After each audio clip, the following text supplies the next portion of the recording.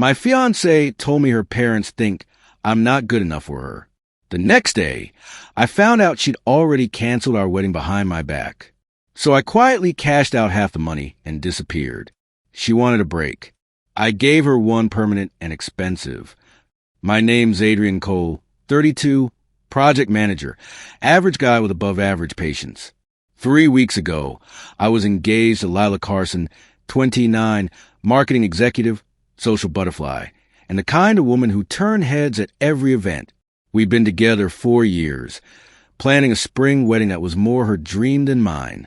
But I loved her, or thought I did, and that made her dreams mine too. The Carsons, Edward, in Maryland, never saw me as an equal. They were old money, the kind that valued family names over actual integrity. I'd always felt like an outsider orbiting their glossy, perfect little world. They'd smile in my presence, but never with their eyes. I used to think it didn't matter, that love could bridge the gap between their expectations and my reality. I was wrong. It all started on a rainy Tuesday afternoon. Lila showed up at my apartment, umbrella dripping, mascara slightly smudged, that same perfume she always wore, the one that used to make me melt but now just made me uneasy. Something in her eyes told me she wasn't here to talk about flower arrangements or guest lists. "We need to talk," she said, her voice tight. I'd heard those 4 words before, but never with that much finality. "What's wrong?" I asked, keeping my tone neutral. She hesitated, twisting her engagement ring, a nervous tell I'd seen 100 times. "My parents, they're worried I'm rushing into things," she said softly. "They think maybe you're not quite established enough for the life they envision." The words "not quite established enough" hit like a slow-motion punch. I waited for her to correct herself, to say she didn't agree, to show even a flicker of loyalty. She didn't. "So what are you saying, Lila?" I asked. "I think we need a break," she said. "Just some space to reevaluate things." Her tone was rehearsed, like a script, like she'd practiced this conversation in front of a mirror. My stomach twisted. Weeks before final deposits were due, with save the dates already out, she wanted space. And I'd already wired $30,000 of my savings into our joint account for wedding expenses. Her side matched mine, or at least she said it did. I looked at her, really looked. There was relief behind her eyes. Not sadness. Relief. That's when I knew something was off. "I understand," I said quietly. That caught her off guard. She expected anger, maybe begging. Instead, I gave her calm, cold, unnerving calm. "If you need space, you need space." She blinked, confused. That's it. When she left, the apartment suddenly felt massive and empty. I sat there for an hour, numb. Then something inside me clicked. It wasn't grief. It was clarity. Her timing was too perfect, too smooth. I opened my laptop, logged into the wedding portal, and checked our vendor list. That's when the first thread of the lie began to unravel. The venue, *** the Glassridge Estate, *** a modern palace she had fallen in love with, wasn't showing our booking. I called the coordinator, a cheerful woman named Brenda. "Hi, Brenda. This is Adrian Cole, regarding the Cole Carson wedding next spring." "Oh, yes," she hesitated. "Actually, Lila called Monday afternoon to cancel." The room went silent. "She canceled?" I repeated. "Yes, full cancellation. She mentioned unforeseen circumstances." "I'm sorry. The deposit was non-refundable. The $10,000 deposit, taken straight from our joint account. Monday afternoon, the day before she came over to tell me we needed a break." I managed to thank Brenda, hang up, and just sat there staring at the wall. The wedding wasn't on hold. It was already dead, and she'd killed it before she even had the courage to tell me. I opened the joint account. The balance read $50,000, my $30,000, and what remained of hers after the deposit loss. Half of that belonged to me. I transferred $25,000 to my personal savings, leaving her share untouched. I made sure every cent matched up, every line item accounted for. No theft, no emotion, just math. Then I sent her a text. Lila, just found out you canceled the venue on Monday before we talked. I'm taking that as a permanent break. I withdraw my share from the wedding account since there's no wedding. Wishing you the best. Then I blocked her, her parents, her best friend, everyone. That night, the rain fell again, harder this time. I poured a drink, stared out the window, and felt something I hadn't expected. Asterisk, asterisk, peace, asterisk, asterisk. But peace never lasts. By Thursday, the voicemail started coming in from unknown numbers. Adrian, what on earth do you think you're doing? Lila's voice snapped through the recording. You took money from our wedding account. That's theft. The audacity made me laugh. Our wedding she canceled. Then the email started. You've made a huge mistake. My parents are furious. Return my money immediately. She claimed I'd stolen her funds. That the break wasn't a breakup. That she'd planned to reconsider later. Then her mother, Marilyn Carson, sent me an email from her pristine corporate account. Adrian, while we had minor concerns, your actions have been disproportionate and cruel. You have taken funds meant for deposits. As a gentleman, you should rectify this oversight immediately. I replied once, Dear Marilyn, Lila canceled the wedding before informing me. The funds were for that wedding. No wedding, no reason to hold my money. Lila retains her full share. Matter closed. Silence for 2 days. Then came the barrage, calls from her brother Evan, texts from her friends, even a few mutual acquaintances who suddenly became moral philosophers. You should give her the money back, Evan wrote.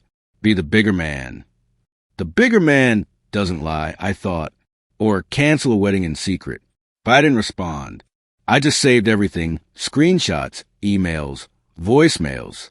That weekend, I sat alone in the apartment surrounded by half-packed boxes and leftover wedding samples. I stared at a framed picture of us from last summer, smiling at the beach, her arms around me. It almost looked real. Almost. Then I remember her face when she said not good enough. The way she twisted her ring like she was already letting it go. That was the moment the sadness burned away, replaced by resolve. This wasn't just heartbreak. This was betrayal. Cold and calculated. And if she wanted to play this game, I'd play it better.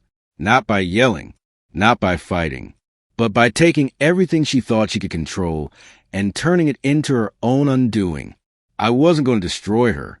I was just going to let her destroy herself. With a little help from the truth. Part 1 ends with Adrian standing by his window, the city lights flickering on the glass, a faint smirk crossing his face as he whispers to himself. She wanted a break. She'll remember it for the rest of her life. For a few days after I took my share, things were eerily quiet. No calls, no messages, no knocks on my door. Just silence. I should have known it wouldn't last. By the end of that week, a new email arrived, this time from Lila herself, written like a corporate memo, instead of a message from someone I once loved. Adrian, we need to discuss the financial discrepancies. You withdrawn funds without my consent. I understand emotions are high, but this can still be resolved amicably if you transfer back what you took. I stared at the screen, half smiling. Discrepancies, that was her word for honesty, for fairness. I didn't reply. Instead, I poured myself another cup of coffee and started documenting everything. Dates, bank records, the venue's confirmation, even screenshot of her text messages before the break. I wasn't just protecting myself. I was preparing for the storm I knew was coming. And sure enough, it came. The next morning, Marilyn Carson sent me another email, this time CCing her husband, Edward. Adrian, we understand there's been a misunderstanding regarding the wedding funds. Lila is distressed. We urge you to do the right thing before this becomes a legal matter. Legal matter. That was their favorite phrase, one they used whenever money was involved. I typed back one line and hit send. There's no misunderstanding. There's no wedding. That was all. Within hours, I was getting calls from unknown numbers, private IDs, even occasional hang-up followed by a long silence. It was almost theatrical, like they were trying to intimidate me through persistence. But the funny thing about people who are used to power, they panic when they lose control. The next Saturday, I got a voicemail from a number I didn't recognize. It was Evan, Lila's older brother. His voice carried that smug superiority only someone born into wealth could perfect. Adrian, look, man, he said, trying to sound casual. You're making this worse than it needs to be. Just give Lila the money back. It's not worth ruining your reputation over a misunderstanding. I didn't delete the voicemail. I saved it, every word. That same night, while I was watching rain through my window again, I caught myself wondering how long it would take before Lila realized what she'd done, not to me, but to herself. She'd canceled the wedding before even talking to me. She decided unilaterally that I wasn't good enough. And now, she was trying to rewrite the story. A week later, she escalated. I came home from work one evening to find a courier envelope waiting on my doorstep. Inside was a printed letter from a law firm I'd never heard of, Henderson and Pike, Family Law Associates. The letter was written in perfect legalese. Our client, Ms. Lila Carson, has informed us of withdrawal of funds from a joint account established for mutual wedding purposes. You are hereby requested to return the sum of $25,000 within 7 business days to avoid formal proceedings for misappropriation of shared funds. It ended with a signature I couldn't even read. I almost laughed. She'd really done it. She'd actually gone to a lawyer. I made a copy of the letter, then called my own attorney, a calm, gray-haired man named Mr. Landon I'd used once before for contract work. When I explained everything, the wedding account, the cancellation, the proof, he chuckled quietly. Adrian, he said, you're in the clear. She's bluffing. If she canceled the wedding before your withdrawal, that money was no longer for a shared purpose. You reclaimed your contribution. Nothing illegal about it. But do me a favor. Keep every email, every call, every piece of paper. I already am, I said. He smiled through the phone. Good. Then let her play her game. You don't need to fight it. Just let the facts speak. That night, I slept better than I had in weeks. But Lila wasn't done. 2 days later, my HR manager forwarded me an email from Marilyn Carson to my company. It was full of flowery language about professional ethics and concerns regarding Adrian's financial conduct. She was trying to get me fired. HR didn't take it seriously, of course. She provided no proof, but the damage she wanted was clear. She didn't want her daughter's mistake exposed, so she was trying to smear me first. I wrote a calm, polite response for HR to forward. Thank you for bringing this to my attention. The Carsons are private acquaintances attempting to resolve a personal matter. No professional misconduct has occurred. Short, sharp, and bulletproof. Later that evening, my phone lit up with another voicemail. Lila again, this time crying, though even her tears sounded rehearsed. Adrian, you're ruining me, she sobbed. I can't believe you're doing this. My parents are furious. The vendors are calling me nonstop. You've humiliated me. Humiliation, that was her biggest fear. Not losing me. Losing face. I wanted to feel sorry for her. I really did. But pity doesn't survive betrayal. Instead, I sat there, thinking about every dinner at her parents' mansion. Every time Edward called me hard-working, like it was an insult.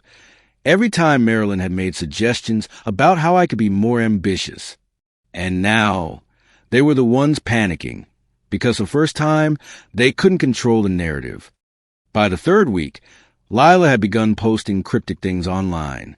Asterisk betrayal cuts deepest when it's all contract had been in Lila Carson's name, not mine.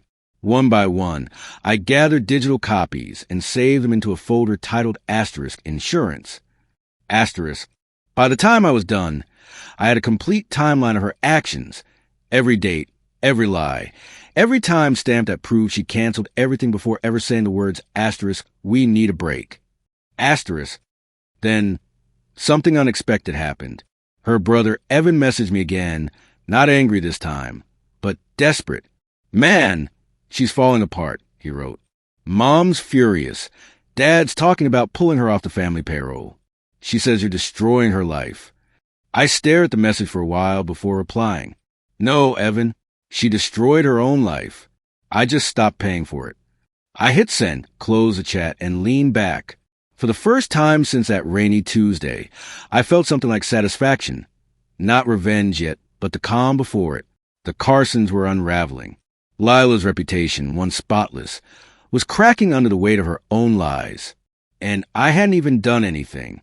I didn't open the folder labeled insurance for a few days.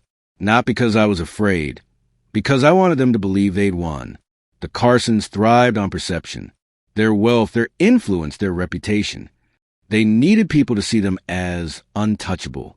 So I gave them what they wanted, silence. And in that silence, they grew overconfident. Lila started showing up online again, posting filtered smiles, tagging new places, pretending she'd moved on. She even made her profile public for a few days, probably to make sure I'd see it. But underneath all that glitter, I could smell desperation. She wasn't fine. She was performing fine. I decided it was time to start the setup. The first move was subtle. I contacted Harper, a friend of mine who worked as a journalist for a local lifestyle magazine. She specialized in society features, the kind of glossy, elegant spreads the Carsons adored being part of. Harper, I said over coffee, how would you like an exclusive story about a wealthy family covering up their daughter's failed engagement by framing her ex-fiancé? She arched a brow. You're serious? Completely, I said, and I've got proof. She leaned forward. Anonymous source? Anonymous for now, I said, but you'll get everything you need, emails, contracts, even their legal threats. Harper grinned. Send me the file. I walked out knowing I'd just lit a fuse. Meanwhile, I kept my day job steady. Every day, I showed up early, worked hard, and went home. I didn't talk about Lila, didn't post online, didn't take the bait, but I could feel her shadow everywhere. Mutual friends stopped replying. A few sent awkward texts like, asterisk, hope you're doing okay, man. Lila's saying some wild stuff. Asterisk, I didn't bother defending myself. Instead, I just replied, asterisk, truth always surfaces. Asterisk, because it does. Eventually. A week later, Harper called me back. Adrian, she said, her tone a mix of excitement and disbelief. This is bigger than I thought. I reached out to a few vendors. They all said the same thing. Lila canceled everything without your involvement, but she's been telling people you ran off with her money. I laughed quietly. She's still lying? Oh, worse, Harper said. She's saying you were planning to use her for her family connections, that you never loved her. I took a deep breath. Print it, every word, but don't use my name yet. Let them sweat first. And sweat they did.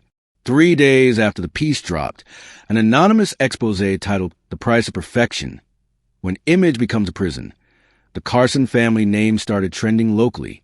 The article didn't mention anyone by name, but people knew. Every clue was obvious to those who'd seen their social circle up close. An elite family, a canceled wedding, a media executive daughter with too much to lose. It was poetic. Maryland's charity gala, once a high society highlight, had sponsors backing out within 48 hours. Edwards Company's PR department was fielding calls from reporters asking about financial improprieties. And Lila? She deleted her Instagram. One night I got a call. Private number. I almost didn't answer. Adrian. Her voice was small, hoarse. Lila, I said calmly. It's been a while. What did you do? She whispered. I didn't do anything, I said. I just told the truth. You ruined me. I stayed silent for a moment, letting her words hang. No, Lila, you ruined yourself when you decided that your image was worth more than honesty. There was a pause, soft breathing, trembling, guilt-fighting ego. Then she said something that almost sounded genuine. I thought I was protecting myself. My family. From what? I cut in. From marrying someone who actually loved you? Silence again. Then the line went dead. That was the last time she called me. But the fallout kept spreading. Harper's story gained traction. Other outlets picked it up. The Carsons hired PR consultants, tried issue statements, but every move made them look guiltier. The more they denied, the more the truth shined through. I never took joy in their downfall. Not exactly. What I felt was something colder. Asterisk, asterisk, closure, asterisk, asterisk. The kind of satisfaction that comes not from destroying someone, but from surviving them. A month later, I received one final email from Edward Carson himself. Adrian, I won't pretend we treated you fairly. You've made your point. We're withdrawing all further actions. I trust you'll respect our family's privacy going forward. Edward Carson. I reread the message twice, then smiled. Respect their privacy? After what they did? No. I respected the truth, and that was enough. I didn't reply. I simply archived the email and closed the laptop. That night, I walked down to the pier, the same one Lila and I used to visit on lazy Sundays. The water was dark and calm. The wind smelled like rain. For the first time in months, I felt free. I whispered into the wind. She wanted a break. I gave her one. Then I added quietly, almost to myself, and now I'm finally taking mine. As I turned to leave, my phone buzzed with a new notification. A message from Harper. Adrian, a national outlet wants to run a follow-up. They're calling it Asterisk, the ex-fiancée who outsmarted the elite. Asterisk, you sure you want to stay anonymous? I stared at the screen, smirked, and typed back. Yeah, let the story speak for itself. Because revenge, I realize, isn't about getting even. It's about walking away while they burn themselves down trying to find you. 2 weeks after Harper's article went live, silence finally returned. Only this time, it wasn't peaceful. It was heavy, like the quiet before a storm breaks the sky in two.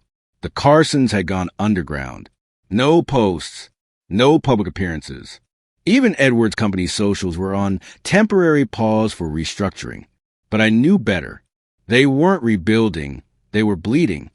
Then one night, a black sedan pulled up outside my apartment. I watched from the balcony as a man in a navy suit stepped out, holding a small envelope. He buzzed the intercom. Mr. Gray, I have a message from the Carsons. I didn't answer. He slipped the envelope under the door and left without another word. Inside, I found a single-page letter written in Edward handwriting. Adrian, we've read the recent articles. I don't know how much of this you orchestrated, but my family is collapsing under public scrutiny.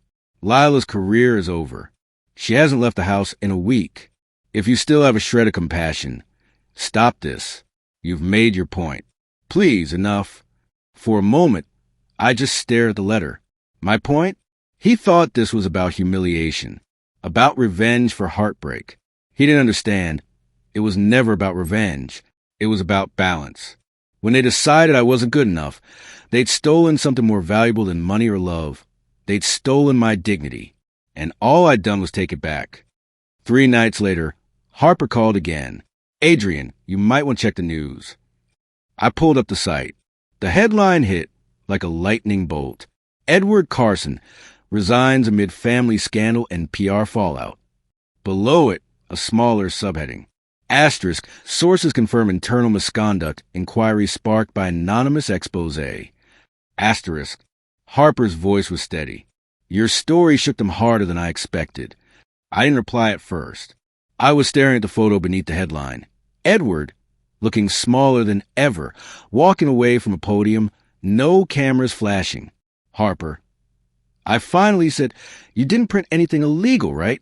She laughed softly. Relax. Every fact was public record by the time we published. I nodded to myself. Good. Because while I wanted justice, I never wanted blood. A few days later, I received another message, this time from Lila herself. Adrian, I saw the articles. I know you work with that journalist. I don't blame you. Maybe I even deserved it. I've lost everything. My job, my reputation, my friends. But I'm writing this because I need you to know I never stopped caring about you. I just didn't know how to love someone who didn't fit into my family's world. I was weak. I'm sorry. For the first time, her words didn't sting. They just existed. I typed a reply, paused halfway, then deleted it. Some things don't need closure. Some endings are cleaner left unwritten. Months passed. The story faded from headlines, the gossip died, and life found its rhythm again. I'd moved to a new apartment overlooking the city. I'd started a small consultancy with Mr. Landon, my old lawyer, who'd become something of a mentor. One evening, while packing boxes, I came across that old envelope, the Carsons' first legal threat. I unfolded it and laughed quietly. So much noise, so much drama, all for a truth that should have been simple. I tore it in half and tossed it into the bin. A week later, Harper called again. "They're hosting a charity gala," she said, smaller this time, rebranding as humble philanthropists. I smiled. "Of course they are." "You want me to cover it?" she asked, half joking. "No," I said, "let them rebuild. People like them need the illusion of redemption. It keeps them alive." That night, I drove to the same pier one last time. The same one where everything had begun. The confessions, the laughter, the plans for a wedding that never happened. The city lights reflected off the water like broken glass. I stood there, hands in my pockets, feeling the cold wind whip against my jacket. Maybe I should have felt triumphant. Maybe I should have felt regret. But what I felt instead was peace, the kind that comes when the noise finally stops. As I turned to leave, I heard a familiar voice behind me. "Adrian." I froze. Lila stood a few feet away, wrapped in a long coat, eyes red but clear. "I didn't expect to see you here," I said quietly. "I come here sometimes," she said, "to remember who I used to be." We stood there in silence for a long moment, the sound of waves filling the space between us. "I read your last article," she said finally. "You told the truth, even when it hurt me. Thank you." I nodded once. "Goodbye, Lila." She smiled faintly. "Goodbye, Adrian." And just like that, she walked away. I turned back toward the water, the wind calmer now, the world quieter somehow. Revenge hadn't given me happiness. It had given me clarity. Some people burn bridges. Others build new ones from the ashes. And as I walked away from the pier for the last time, I realized something simple but profound. You can't control how people betray you, but you can control how beautifully you rise after they do. And with that, our story comes to an end, but the real story begins with your thoughts. What would you do if you were in this situation? Let me know in the comments.